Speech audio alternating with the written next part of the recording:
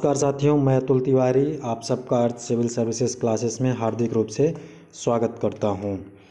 दोस्तों, अब आज का जो हमारा टॉपिक है वह भ्रष्टाचार पर ही आधारित है और भ्रष्टाचार में जो हमारा टॉपिक है वह क्या है, भ्रष्टाचार का प्रभाव और इसको अल्पमत करने के उपाय। तो ये जो हमारे दो टॉपिक हैं इनको आज के हम वीडियो लेक्चर में कंप्लीट करेंगे, प्रभाव और भ्रष्टाचार को अल्पमत करने का उपाय। इसके पहले हमने जान लिया था कि भ्रष्टाचार क्या है, साथ ही हमने जाना था कि भ्रष्टाचार के क्या कारण हैं और हमने एक रिपोर्ट भी देखी थी, सेकंड जो आपका एडमिनिस्ट्रेटिव रिफॉर्म कमीशन का रिपोर्ट था, तो उसको भी हमने देखा था। तो उसको आप लोग ज़रूर अपने आंसर राइटिंग में उसके कम से कम कुछ एक दो पॉइंट को शामिल करें। क्लासेस को आगे बढ़ाने से पहले जो भी नए हमारे दोस्त हैं हमारे चैनल पर विज़िट कर रहे हैं तो वो चैनल को सब्सक्राइब कर लें, और अगर उन्हें हमारा कंटेंट पसंद आता है तो प्लीज़ आप चैनल को लाइक भी करिए, अपने सुझाव हमें कमेंट के द्वारा प्रेषित करिए ताकि हमें पता चलता रहे कि आप लोगों को हमारा कंटेंट कैसा लग रहा है, हमें और क्या सुधार की आवश्यकता है। और साथ ही आप हमें यह भी बताएं कि आपको किस टॉपिक पर, एथिक्स पर खासकर पढ़ना है अभी आगे, तो हम उस तरह के कंटेंट आप सबके लिए सामने लेकर के आएंगे। और एक और सूचना है दोस्तों आप सबके लिए, प्री के लिए जो MCQ हैं मिसलेनियस टॉपिक, जैसे कि आपका कंप्यूटर वाला चैप्टर हो गया, यानी कि आपका जो साइंस एंड टेक का पूरा चैप्टर है, पूरा पोर्शन है यूनिट 10 वाला, वहाँ से हम सारे यूनिट 10 में शायद आपका संवैधानिक संस्थाएं हैं तो उनको कंप्लीट करेंगे, और इसके अलावा हम जो साइंस एंड टेक वाला पोर्शन है उसे हम MCQs के द्वारा कंप्लीट करवाएंगे।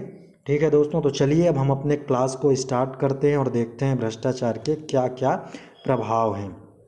देखिए दोस्तों, कल हमने आपको बताया था कि भ्रष्टाचार क्या है, कि लोक सेवक द्वारा अपने पद व शक्तियों का दुरुपयोग करना। ये दो टर्म्स हैं, आप इनको याद रख लीजिए। भ्रष्टाचार का मतलब अभी तक आप लोग केवल रिश्वत से समझते थे, लेकिन ऐसा नहीं है। वो किसी भी लोक सेवक द्वारा उसके पद और शक्तियों का दुरुपयोग किया जाना ही भ्रष्टाचार है।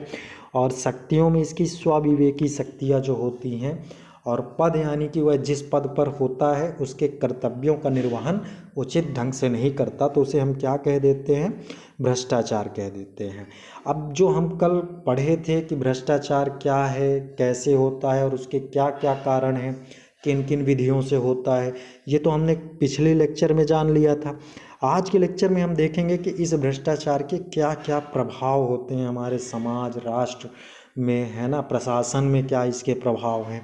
तो यहाँ से आपका क्वेश्चन सीधे बनेगा, या तो 20 मार्क्स का बनेगा या तो आपका 5 मार्क्स का बनेगा। 5 मार्क्स का बनेगा, आपको 6 पॉइंट देना है। मैं आपको बहुत सारे पॉइंट्स यहाँ पर बताऊँगा, लगभग 7 से 8, तो आप उनमें से कोई भी जो आपको याद रहे अपने आंसर में लिख सकते हैं। तो चलिए देखते हैं, सबसे पहला जो इसका है भ्रष्टाचार का प्रभाव वह क्या है। देखिए दोस्तों, समाज में नैतिकता एवं सामाजिक मूल्यों का क्या हो जाता है, पतन हो जाता है।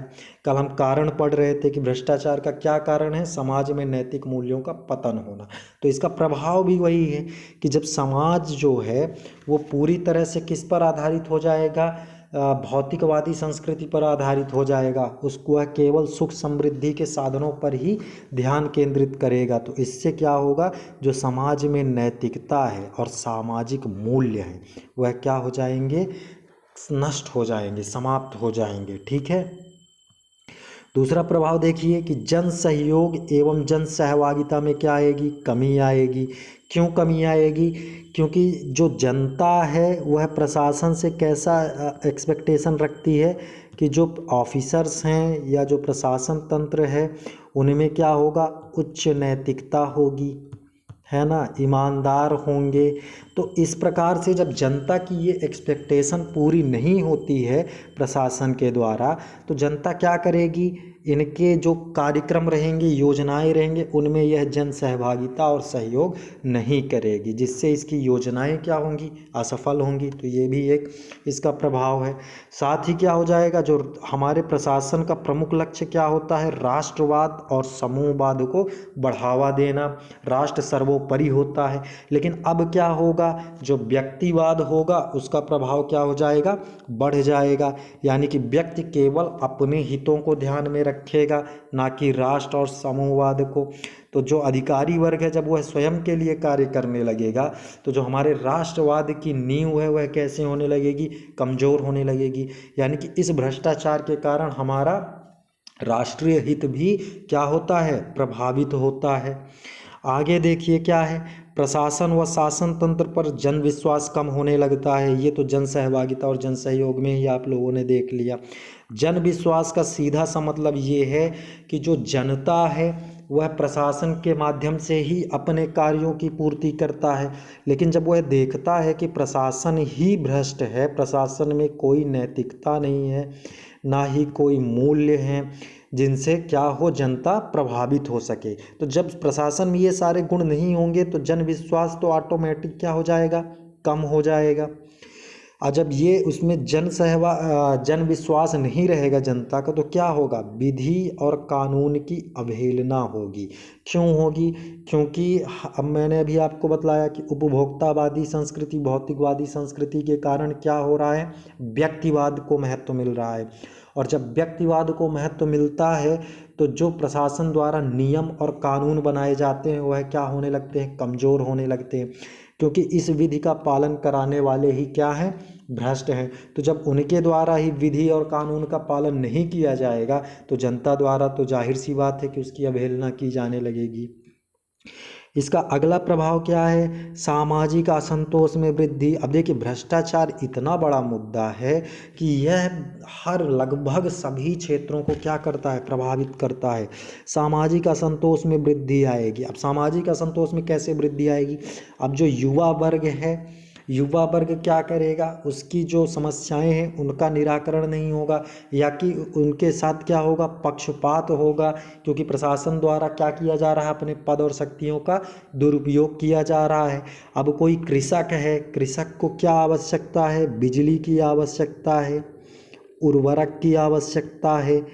अब जब वह उर्वरक विभाग या बिजली विभाग में बिजली के लिए जाता है या सिंचाई के लिए जाता है, तो क्या किया जाता है, ये जो बिजली डिपार्टमेंट है वह कृषक को क्या करता है, बिजली बिल के माध्यम से परेशान करता है, उसको अधिक बिल भेजता है, साथ ही उर्वरक की कालाबाजारी की जाती है। तो इस प्रकार इनमें क्या होगा, असंतोष आएगा। जो औद्योगिक श्रमिक हैं, तो ये सारी चीज़ें क्या हैं, सामाजिक असंतोष है। तो ये जो समाज पर निर्भर होने वाला वर्ग है, युवा, कृषक और औद्योगिक श्रमिक, इनमें भी क्या हो जाएगा, असंतोष आएगा। तो इस प्रकार इसका मूल प्रभाव किसके कारण हो रहा है, भ्रष्टाचार के कारण हो रहा है। अब आगे देखिए प्रशासन में क्या हो जाएगा, प्रशासन में नौकरशाहीकरण एवं लाल फीताशाही में क्या हो जाएगी, वृद्धि हो जाएगी। अब नौकरशाहीकरण और लाल फीताशाही, ये दो जो वर्ड हैं, इनका मतलब ये है कि अब हर कार्य के लिए क्या होगा, जो इंसान होगा वह किस पर डिपेंडेंट होगा, अधिकारियों पर डिपेंडेंट होगा। छोटा सा भी कार्य होगा जिसका निराकरण बहुत सरल तरीके से हो सकता है, उसके लिए भी उसकी निर्भरता किस पर है, नौकरशाही पर है। क्यों, क्योंकि इनका प्रभुत्व हो चुका है। लाल फीताशाही का मतलब क्या है कि जो कार्य 2 दिन में हो सकता है उसे अब कितने दिन में किया जा रहा, 10 दिन में। यानी कि कार्य में जो विलंब होता है उसे ही हम क्या कहते हैं, लाल फीताशाही कहते हैं। अब ये कार्य में विलंब क्यों हो रहा है, क्योंकि इनको इनके हिस्से का गिफ्ट नहीं मिल पा रहा है। तो जब इनको ये मिलने लगता है तो ये भ्रष्टाचार का क्या है, प्रभाव है, ये इसके आदी हो जाते हैं। ठीक है दोस्तों, आगे देखिए शासन प्रशासन में अकर्मण्यता एवं प्रशासनिक कार्यकुशलता व क्षमता पर क्या होता है, प्रतिकूल प्रभाव पड़ता है। यानी कि अब शासन और प्रशासन में क्या आएगा, अकर्मण्यता आएगा, और उसकी जो कार्यकुशलता है उस पर क्या होगा, प्रतिकूल प्रभाव पड़ेगा। क्यों प्रतिकूल प्रभाव पड़ेगा, देखिए जो जनता है, ठीक है, या जो सामान्य वर्ग है वह क्या करता है, टैक्स जमा करता है। इस टैक्स के द्वारा सरकार क्या करती है, गवर्नमेंट क्या करती है, योजनाएं चलाती हैं कल्याणकारी। अब जो ये योजनाएं हैं यह किस पर निर्भर है, जनता के टैक्स पर निर्भर है। और ये टैक्स कौन कलेक्ट करता है, जो प्रशासनिक डिपार्टमेंट होता है ना, एडमिनिस्ट्रेटिव डिपार्टमेंट जो होता है वो जमा करता है। क्या जमा करता है, टैक्स जमा करता है। अब क्या हो कि अगर ये जो प्रशासन है, जो उच्च वर्ग है या जो टैक्स देने वाला वर्ग है, उससे मिली भगत कर ले तो क्या होगा, अब होगा यह कि जो टैक्स प्रशासन या सरकार के खाते में जाता था वह अब टैक्स सरकार के खाते में ना जा कर के किसके जेब में जा रहा है, इन अधिकारियों के जेब में जा रहा है। तो जब इनके जेब में आएगा तो प्रशासन की जो कार्यकुशलता है वह क्या हो जाएगी, प्रभावित हो जाएगी। प्रशासन अधिक खर्चीला हो जाएगा, उसमें अकर्मण्यता आ जाएगी। और साथ ही साथ किसको बढ़ावा मिलेगा, भाई भतीजावाद को बढ़ावा मिलेगा। क्यों मिलेगा, क्योंकि मैंने पहले ही बतलाया था कि जो भ्रष्टाचार है वह क्या है, पद एवं शक्तियों का दुरुपयोग है। तो अब ये अपने पद का क्या करेंगे, अधिकारी वर्ग दुरुपयोग करके जो उनके चहेते रहेंगे या जो उनके सगे संबंधी रहेंगे उनको ही प्रशासनिक योजनाओं का लाभ दिलवाएंगे। कोई सरकारी रिक्त होगा या विभागीय रिक्ति होगी, उसमें नियुक्ति किनकी की जाएगी, अपने सगे संबंधियों की जाएगी। तो यह भी एक व्यापक प्रभाव है। ठीक है, इतना समझ में आया। अब चलिए आगे देखते हैं और क्या इसका प्रभाव हो सकता है। तो और प्रभाव में देखिए, सार्वजनिक धन का क्या हो जाएगा, अपव्यय बढ़ जाएगा। क्यों बढ़ जाएगा, क्योंकि जब प्रशासन में अकर्मण्यता होगी, उसकी जो क्षमता है उस पर प्रतिकूल प्रभाव आएगा। और सरकार की जो आय है किसके द्वारा हो रही है, टैक्सेस के द्वारा हो रही है, वो बाधित हो जाएगी। तो जो इस पर निर्भर अधिकारी गण और कर्मचारी गण है उसका व्यय कौन उठाएगा, सरकार ही तो उठाएगी। तो ये क्या हो जाएगा, अपव्यय है। सार्वजनिक धन का क्या है, अपव्यय है। जिस योजना के लिए जो राशि निर्धारित की गई है उसका उसमें उपयोग न करके किस पर किया जा रहा है, स्वयं पर किया जा रहा है। तो जिसके लिए जो राशि निर्धारित थी उस पर तो काम ही नहीं हुआ, तो अतिरिक्त धनराशि की आवश्यकता पड़ेगी। तो इस प्रकार यह क्या हो रहा है, अपव्यय हो रहा है। किसका, सार्वजनिक धन का। और सार्वजनिक धन किसका होता है, जनता का ही होता है। तो इस प्रकार वही चीज़ें हैं, आप एक दूसरे से जोड़ करके देखेंगे तो सारे प्रभाव स्पष्ट होते जाएंगे।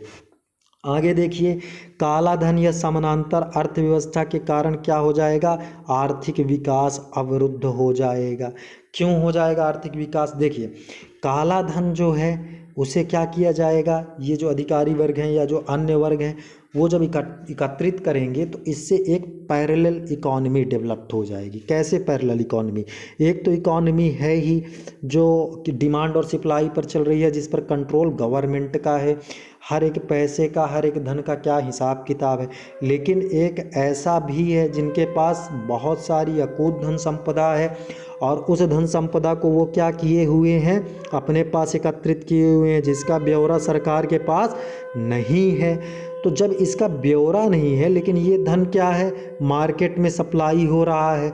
अब जब ये धन मार्केट में सप्लाई हो रहा है दोस्तों, तो होगा क्या कि जो वस्तुएं होंगी भौतिक या जो भी और सारी संपत्तियां होंगी उनका कोई भी हिसाब किताब नहीं रहेगा।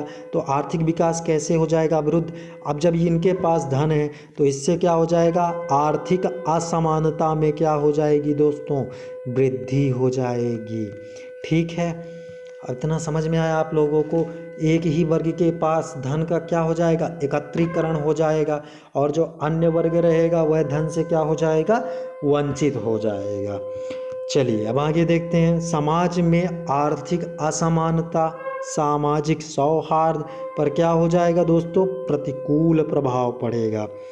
अब समाज में कैसे आर्थिक समानता और सौहार्द पर प्रतिकूल प्रभाव पड़ेगा, अभी मैंने आपको बतलाया कि जो युवा वर्ग है, कृषक वर्ग है, औद्योगिक वर्ग है, वह क्या हो जाएगा, असंतुष्ट हो जाएगा। क्यों असंतुष्ट हो जाएगा, इस भ्रष्टाचार की वजह से, क्योंकि उसके कोई कार्य ही सही तरीके से नहीं होंगे और धन का एकत्रीकरण एक वर्ग के प्रति झुकाव अधिक हो जाएगा।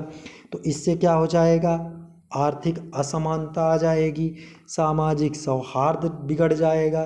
तो इससे क्या हो जाएगा, सरकार की जो लोक कल्याणकारी राज्य की अवधारणा है उसको क्या पहुंचेगी, ठेस पहुंचेगी।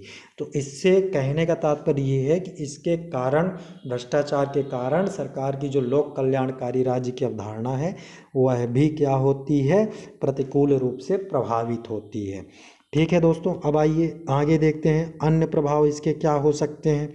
तो अन्य प्रभाव में इसका सबसे बड़ा कारण क्या है, बेरोजगारी है। बेरोजगारी क्यों हो रही है, क्योंकि जो प्रतिस्पर्धा के द्वारा जिन रिक्तियों को भरा जाना चाहिए था उन पर किसका बोलबाला है, भाई भतीजावाद का है ना। अब इस भाई भतीजावाद के कारण क्या होगा, बेरोजगारी बढ़ेगी। फिर वेश्यावृत्ति आएगी। वेश्यावृत्ति क्यों आएगी, क्योंकि इससे कहीं ना कहीं समाज में क्या आ रही है, आर्थिक रूप से असमानता आ रही है। इस असमानता के कारण क्या आ रहा है, गरीबी आ रही है। इस गरीबी के कारण लोगों को उचित एक जो वातावरण चाहिए वह क्या होगा, नहीं मिल पाता है। और जब ये वातावरण नहीं मिल पाता तो जो गरीब तबके के होते हैं वह किस ओर झुक जाते हैं, वेश्यावृत्ति की ओर। ठीक है। मादक द्रव्य एवं व्यसन का प्रभाव बढ़ता है। उग्रवादी आंदोलन, नक्सलवादी, ये सारी चीज़ें आप लोग सुनते हैं, आए दिन अखबारों पर देखते हैं। तो इन सब का कारण भी क्या है, प्रशासन और शासन के प्रति असंतुष्टि। और ये असंतुष्टि का कारण क्या है, भ्रष्टाचार है। और कर्तव्यों के प्रति क्या आएगी, उदासीनता आएगी। क्यों आएगी, क्योंकि जब कोई भी कार्य जब उच्च वर्ग द्वारा ही उचित ढंग से नहीं किया जाएगा तो जो सामान्य वर्ग होगा वह भी इन सब की क्या करेगा, अवहेलना करेगा। तो इस प्रकार आपका भ्रष्टाचार के जो प्रभाव हैं वह कंप्लीट हो जाते हैं। अब आपका 5 मार्कर में एक क्वेश्चन बन सकता है, इसलिए मैंने इसको भी शामिल कर लिया है कि भ्रष्टाचार का प्रशासन पर क्या प्रभाव पड़ता है, स्पष्ट करें। ऐसा सीधा क्वेश्चन आ सकता है या एनालिटिकल क्वेश्चन भी इस पर बन सकता है। तो देख लीजिए कि प्रशासन पर भ्रष्टाचार के क्या क्या दुष्प्रभाव हो सकते हैं। तो देखिए, वही हैं जो अभी आपको प्रभाव बतलाए गए हैं, उन्हीं में से कुछ हैं और कुछ अलग से हैं। तो देख लीजिए क्या है प्रशासन पर। जनता का शासन व प्रशासन पर क्या होता है, अविश्वास होता है, अभी आपको बतलाया गया है। प्रशासनिक व्यय में वृद्धि, ये भी बतलाया जा चुका है। अधिकारियों में देश व समाज के लिए त्याग की भावना कम हो जाएगी, इसका भी मैंने अभी बतलाया है, केवल शब्द अलग हैं। त्याग की भावना कैसे कम हो जाएगी, क्योंकि व्यक्तिवाद की प्रवृत्ति बढ़ जाती है राष्ट्रहित के स्थान पर। फिर राष्ट्रहित के विरुद्ध क्या हो जाएगा, ये प्रशासन किसके विरुद्ध हो जाएगा, राष्ट्रहित के विरुद्ध। अभी आप लोगों ने देखा था कि पठानकोट हमला जो हुआ था, है ना, 2016 या 16 में हुआ था पठानकोट हमला। कहाँ है ये पठानकोट, पंजाब में है। तो यहाँ पर जो पंजाब के एसपी होते हैं वह क्या होते हैं, रुपया पैसे का लेन देन होता है आतंकवादियों से या पाकिस्तान की तरफ से। तो देखिए ये है क्या, एक तरह से भ्रष्टाचार है। और इस भ्रष्टाचार की वजह से दुष्प्रभाव किसको पर पड़ रहा है, राष्ट्रीय हित पर पड़ रहा है। तो यह किसके विरुद्ध है, राष्ट्रीय हित के विरुद्ध है। साथ ही आगे देखिए, ईमानदार अधिकारियों के मनोबल व नैतिकता क्या होते हैं, इससे प्रभावित होते हैं। अब आप खुद सोचिए कि जो कार्यालयी जो कार्यशैली होती है वह क्या होगी, वह अपने जो इनके साथ के कर्मचारी हैं इनके व्यवहारों से यह निर्मित होती है। अब अगर जो ये कार्यालय है कोई एक और यहाँ के जो सभी कर्मचारी हैं वह भ्रष्ट हैं, तो यहाँ पर कोई अगर ईमानदार अधिकारी होगा तो क्या हुआ है, कार्य अपने ईमानदार तरीके से कर पाएगा, नहीं कर पाएगा। इसको विविध तरीके से परेशान किया जाएगा जिससे इसका मनोबल क्या होगा, प्रभावित होगा। ठीक है। अब चलिए आगे देखते हैं कि भ्रष्टाचार को अल्पमत कैसे किया जा सकता है। तो जब भी अल्पमत करने के लिए आए भ्रष्टाचार को, तो इसको आप अगर 20 मार्क्स में आता है तो 20 मार्क्स के क्वेश्चन को आप कैसे टैकल करोगे। 20 मार्क्स के क्वेश्चन के लिए आप बाकायदे इसको 3 पार्ट्स में डिवाइड कर लीजिए, है ना, और बतला दीजिए कि वैधानिक, संस्थागत, सामाजिक, ये कुछ 2-3 इसके क्या हैं, तरीके हैं जिनसे भ्रष्टाचार को क्या किया जा सकता है, अल्पमत किया जा सकता है, कम किया जा सकता है। ठीक है दोस्तों। अब देखिए वैधानिक में क्या हो सकता है। अगर यही क्वेश्चन अगर आपका 5 मार्कर में आता है तो आप क्या करेंगे, आप सीधे देख लीजिए एज इट इज़ ऐसे लिख देंगे, आपको 5 मार्क्स का बेहतरीन ये मॉडल है आंसर का। लेकिन अगर 20 मार्क्स में आता है तो आपको इन सबको क्या करना पड़ेगा, एलोबरेट भी करना पड़ेगा।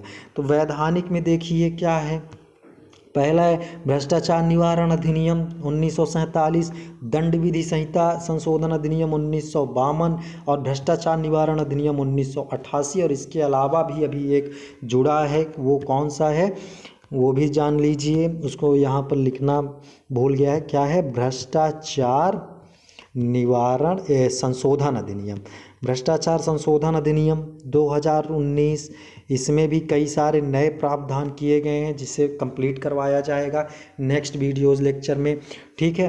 अब देखिए संस्थागत कौन कौन से हैं, तो संस्थागत में आपको सबको पता है कि भ्रष्टाचार निरोधी संस्थाएं कौन कौन सी हैं, है ना। सीबीसी हो गया, केंद्रीय सतर्कता आयोग, केंद्रीय जांच ब्यूरो सीबीआई, है ना, स्टेट सतर्कता आयोग, लोकपाल और लोकायुक्त। लोकपाल जो है तो सेंट्रल लेवल पर कार्य करता है और लोकायुक्त राज्य स्तर पर।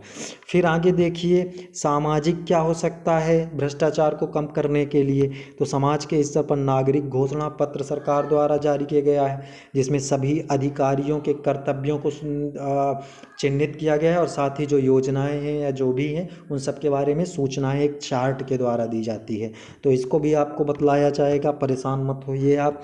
फिर सूचना का अधिकार अधिनियम 2005 लाया गया है, तो इसे आप वैधानिकता में भी डाल सकते हैं और समाज में भी, क्योंकि व्यापक रूप से समाज के द्वारा ही इसका प्रयोग किया जाता है। विसल ब्लोअर हो गया, यानी कि भंडाफोड़ व्यक्ति जो भ्रष्टाचार को क्या करता है, उजागर करता है। इसके अलावा मीडिया है, स्टिंग ऑपरेशन के द्वारा भ्रष्टाचार को क्या करती है, उजागर करती है। परिवार हो गया, क्योंकि परिवार के द्वारा क्या किया जाता है, किसी व्यक्ति का पालन पोषण किया जाता है। अब उसका जैसे पालन पोषण होगा वैसे उसमें मनोवृत्ति होगी।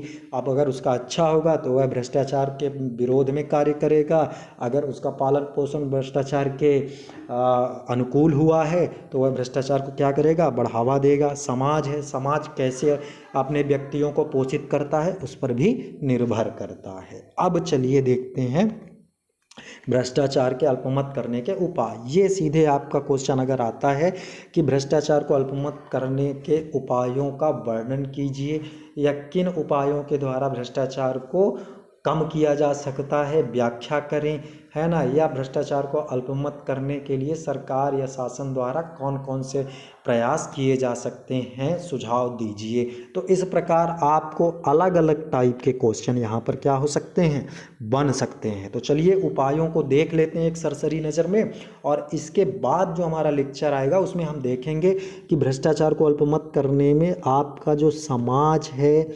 परिवार है, मीडिया है, इनकी क्या भूमिकाएं हैं। ये आपके सिलेबस में भी है, तो इनको हम एक एक करके एक व्यापक पैमाने में देखेंगे। और अभी हम इन सब को समाज, परिवार, मीडिया, वैधानिक, न्यायपालिका, इन सब का हम क्या करेंगे, कलेक्टिव रूप से अभी पढ़ेंगे इसमें, ताकि अगर आपका 20 मार्क्स का क्वेश्चन सीधे पूछता है कि अल्पमत करने का उपाय, तो एक तो आप क्या करोगे, इस मॉडल के रूप में आप बता सकते हो। ये मॉडल क्या है, बहुत अच्छा मॉडल है जिसमें आप क्या करेंगे, अलग अलग तरीके से क्लासीफाई कर देंगे, संवैधानिक, संस्थागत और सामाजिक। और दूसरा क्या है कि आप उसको पॉइंट्स के माध्यम से बतला सकते हैं। तो चलिए इंट्रो आपको हर जगह लिखना है। भ्रष्टाचार क्या है, एक व्यापक सामाजिक आर्थिक समस्या है जिसे अल्पमत करने हैं तो अनेक सुझाव दिए जा सकते हैं। कुछ सुझाव प्रमुख हैं जो कि क्या है, निम्न है। अब देख लीजिए वो सुझाव कौन से प्रमुख हैं। देखिए भ्रष्टाचार के प्रति क्या किया जा सकता है, अब हम कारण जो हमने पढ़ा था अगर उन्हीं को हम पलट देंगे तो वही सुझाव हो जाएगा, तो आपको याद करने की, रटने की भी आवश्यकता नहीं है। तो सबसे पहले क्या किया जा सकता है, समाज में जन चेतना या जन जागरूकता ला करके हम क्या कर सकते हैं, भ्रष्टाचार को रोक सकते हैं, इसको अल्पमत कर सकते हैं। अब इसका उदाहरण सबसे बढ़िया है अन्ना हजारे का आंदोलन 2013 किस लिए किए थे इन्होंने? लोकपाल और लोकायुक्त बिल को पास करने के लिए किए थे। और ये बहुत बड़ा एक रीजन था जिस कारण कांग्रेस जो है तो अपने अगले चुनाव में हार जाती है और बीजेपी को बड़ी संख्या में जीत मिलती है। उस टाइम आप देख रहे थे 2G, कोल ब्लॉक, है ना, कॉमनवेल्थ, कितने भ्रष्टाचार उजागर हुए थे। तो इन सब के कारण एक व्यापक जन आंदोलन चलाया गया था अन्ना हजारे जी द्वारा, है ना। तो ये जन चेतना और जन जागरूकता के द्वारा भ्रष्टाचार को अल्पमत करने में बहुत बड़ी सहायता मिल सकती है। आगे देखिए, भ्रष्टाचार में नियंत्रण हेतु क्या किया जा सकता है? जो हमारे गैर सरकारी संगठन है, NGOs हैं, इनको प्रोत्साहित किया जा सकता है। इनकी भूमिका को क्या किया जा सकता है? बढ़ाया जा सकता है। जैसे कौन सी संस्था? एक परिवर्तन नामक NGO है जो इस दिशा में क्या कर रही है? बहुत अच्छा कार्य कर रही है। फिर प्रशासकों में क्या होता है दोस्तों? उनको अपने कर्तव्यों को निर्वहन के लिए स्वविवेकी शक्तियाँ प्राप्त होती हैं। तो लेकिन कई बार होता क्या है कि जो इनको प्रशासक को स्वविवेकी शक्तियाँ यानी कि परिस्थिति जन्य निर्णय लेने की जो इनके पास शक्तियाँ होती हैं, कई बार ये इसका क्या करते हैं? दुरुपयोग करते हैं, है ना। मोस्ट ऑफ कंडीशंस में ये क्या करते हैं? केसेस में क्या करते हैं? अपने इन स्वाविवेकी शक्तियों का दुरुपयोग ही करते हैं। ये किस लिए दी जाती है? ताकि वो परिस्थिति जन्य जो निर्णय होते हैं उन्हें वह ले सके, ताकि प्रशासन त्वरित गति से अपना कार्य क्या कर सके। तो स्वविवेकी शक्तियों पर हम नियंत्रण लगा दें, उसके लिए कुछ या तो उसको हम विभागीय ढांचा निर्मित कर दें या उसके लिए कुछ और पैमाने निर्मित कर दें, तो इससे भी भ्रष्टाचार क्या हो सकता है? कम हो सकता है। अब आगे देखिए, समाज द्वारा भ्रष्ट व्यक्तियों का क्या किया जाए? महिमा मंडन ना किया जाए, बल्कि उसके स्थान पर उनका क्या किया जाए? नैतिक रूप से निष्कासित कर दिया जाए, यानी कि उनका नैतिक रूप से बहिष्कार कर दिया जाए। अब नैतिक रूप से कैसे बहिष्कार कर दिया जाएगा? अगर उनको समाज के द्वारा कोई सुविधा दी जा रही है ना, तो उसको क्या कर दिया जाए? बंद कर दिया जाए। उनके साथ जो सामाजिक व्यवहार था उसको क्या कर दिया जाए? बंद कर दिया जाए। तो इस प्रकार से वह व्यक्ति क्या स्वयं को क्या करेगा? समाज से कटा हुआ महसूस करेगा और उससे उसे अपने किए का क्या होगा? बोध होगा, जिस वजह से क्या हो जाएगा? भ्रष्टाचार पर लगाम लगेगी।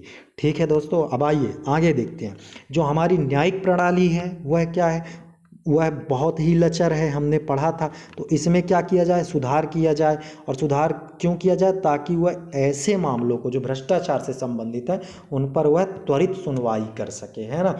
अभी क्या होता है कि जो भ्रष्टाचार के मामले हैं वह कोर्ट केस में 20-20 साल चल रहे हैं और तारीख पर तारीख चल रही हैं। तो इस वजह से जो भ्रष्टाचारी हैं उनके हौसले क्या होते हैं? बुलंद होते हैं। अब वहीं अगर इसमें सुधार हो जाए और जो भ्रष्टाचारी हैं उनकी त्वरित सुनवाई करके उनको क्या दी जाए? सजा दी जाए। ऐसे मामलों का 1-2 महीने में निपटान किया जाए तो भ्रष्टाचार के मामले जाहिर सी बात है कम हो जाएंगे, क्योंकि सजा से किसे डर नहीं लगता। फिर आगे देखिए, भ्रष्टाचार से जो संबंधित हमारे विधान हैं जो बनाए गए हैं वह क्या है? व्यापक नहीं है, वह सीमित हैं। वह कुछ ही मामलों को क्या करते हैं? सम्मिलित करते हैं और इसके दायरे भी कम हैं, क्योंकि इसमें ना तो PM, CM, राज्यपाल जैसे जो बड़े उच्च पदाधिकारी हैं इनको क्या किया गया है? बाहर किया गया है। साथ ही इसको कठोर बनाने की आवश्यकता है। इसके जो दंड की प्रकृति है वह क्या है? लचीली है। इसको और कठोर करने की आवश्यकता है। तो दंड विधान को हम क्या कर सकते हैं? कठोर बना करके भी हम भ्रष्टाचार पर लगाम लगा सकते हैं। फिर सरकार द्वारा जो भ्रष्ट व्यापारी हैं, व्यापारियों द्वारा जो खाद्य सामग्री है उनमें मिलावट के द्वारा बहुत बड़ा भ्रष्टाचार किया जाता है, काला बाजारी की जाती है। तो इन पर क्या करे? जो ये व्यापारी और व्यवसायी हैं इन पर कठोर कदम उठाए, इनके लाइसेंस रद्द कर दे, इनके प्रतिष्ठानों की सीलिंग कर दे, यानी कि तालाबंदी कर दे। तो इससे क्या होगा? जो अन्य व्यापारी या व्यवसायी होंगे सरकार के इस कदम से भयभीत होकर के क्या करेंगे? भ्रष्टाचार को त्यागेंगे। चलिए अब आगे देखते हैं। इसके लिए भ्रष्टाचार को कम करने के लिए क्या किया जा सकता है? सिविल कोड बनाया जा सकता है, सिविल संहिता बनाई जा सकती है। सिविल संहिता क्या होता है दोस्तों? जो प्रशासक वर्ग होता है उसके आचरण की क्या होती है? ये नियमावली होती है कि वह किस प्रकार का आचरण करेगा। ठीक है दोस्तों, इसका भी हम अपने इथिक्स के चैप्टर में पढ़ेंगे। ठीक है, जब मानवीय आवश्यकताओं को हम पढ़ेंगे तो वहाँ पर हम नैतिकता वाले चैप्टर में इसको भी कंप्लीट करेंगे।